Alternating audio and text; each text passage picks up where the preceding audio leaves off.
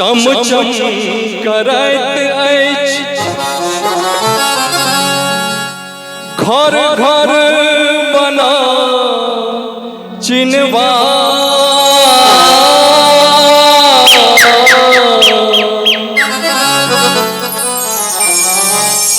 माटिक चौखुट तुलसी चौरा हर हर गोसाउनिक पुकार। जनकपुर थिक जनक लली के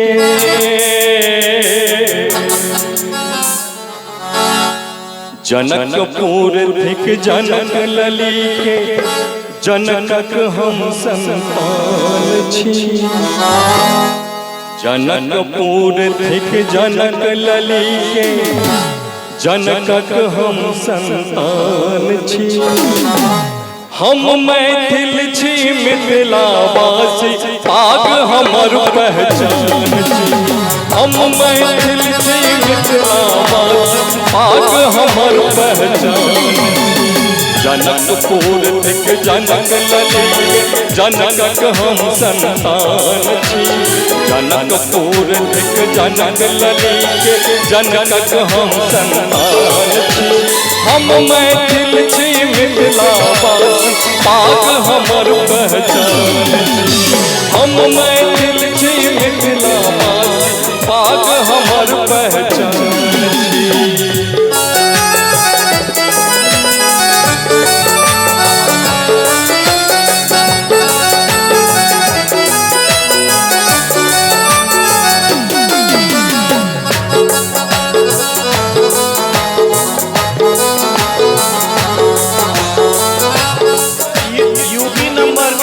एपी प्लेस में लागल छे, एपी होटल में यूपी नंबर के ओ निकाला पड़ते टिकट चेंज के चाबी देते।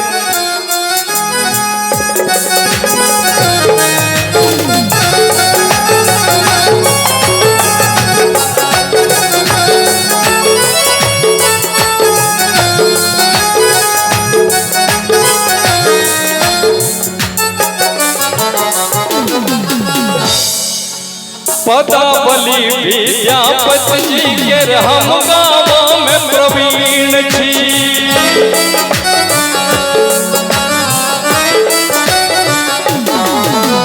पदावली विद्यापति जी के हम गाँव में प्रवीण छी।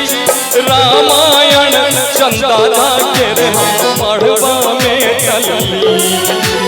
रामायण चंदा के हम पढ़वा में टली।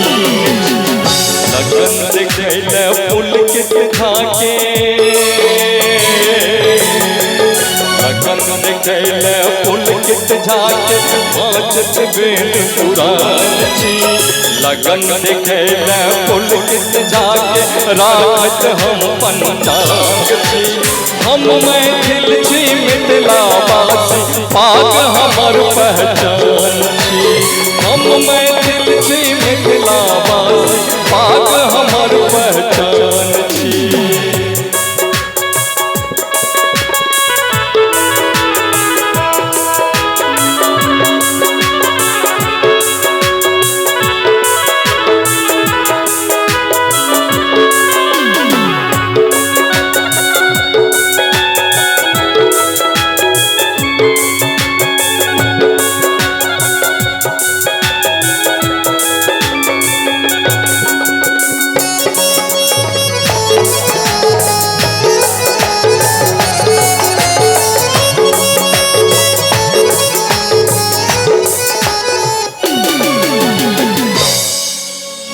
गंगा गंडक कोशी कमला जीवछ में स्नान करी।